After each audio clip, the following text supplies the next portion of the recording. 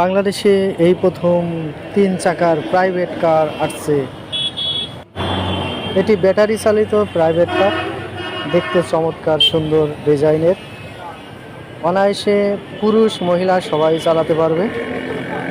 সুন্দর decoration, private কারের মতন এক সেম, কিন্তু একটা ব্যাটারি চালিত গাড়ি।